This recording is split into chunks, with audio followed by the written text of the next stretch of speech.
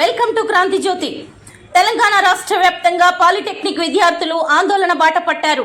Young India skill university పేరుతో ప్రభుత్వం తీసుకొచ్చిన జీవో నంబర్ 97 రద్దు చేయాలని డిమాండ్ చేస్తూ నిరసనలు చేపట్టారు. ఈ జీవోతో డిప్లొమా విద్యా ప్రాధాన్యత తగ్గుతుందని విద్యార్థులు ఆందోళన వ్యక్తం చేస్తున్నారు.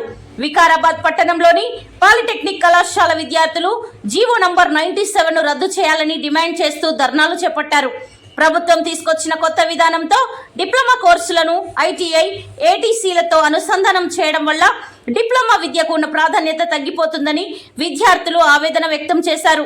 రేవంత్ రెడ్డి ప్రభుత్వం తీసుకొచ్చిన శక్తి స్కీమ్ వల్ల తమ 3 సంవత్సరాల చదువు వృధా అయ్యే పరిస్థితి ఏర్పడిందని విద్యార్థులు ఆరోపించారు. డిప్లొమా పూర్తి చేసిన తర్వాత ఇంజనీరింగ్ లో కొనసాగించాలంటే మళ్ళీ ఇంటర్మీడియట్ చదివి రావాల్సిన పరిస్థితి వస్తుందని ఆందోళన వ్యక్తం చేశారు. సాంకేతిక విద్యా మండలి, ఎస్బిటిఈటి స్వతంత్రత కూడా దెబ్బతినే అవకాశం ఉందని విద్యార్థులు పేర్కొన్నారు.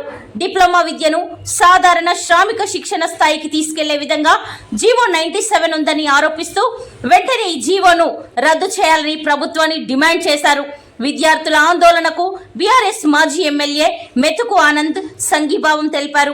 విద్యార్థుల సమస్యలను ప్రభుత్వం పరిగణలోనికి తీసుకొని జీవో నంబర్ 97 పై పునరాలోచన చేయాలని ఆయన వ్యక్తం చేశారు. ఇప్పుడు స్కిల్ యూనివర్సిటీ అంటే ఆనంద్ మహేంద్ర గారిని వైస్ వీసీగా పెట్టింది అదే దాని కిందకి అన్ని తీసుకొచ్చారు. ఇప్పుడు ఈ ఐటీఐ, పాలిటెక్నిక్ అన్ని కూడా అదా ఒకదాని కిందకి తీసుకొచ్చారు.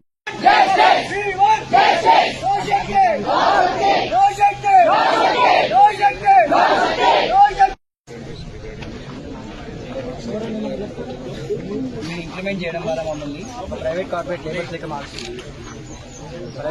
లేబర్ లెక్క మార్చుకొని వారికి స్కిల్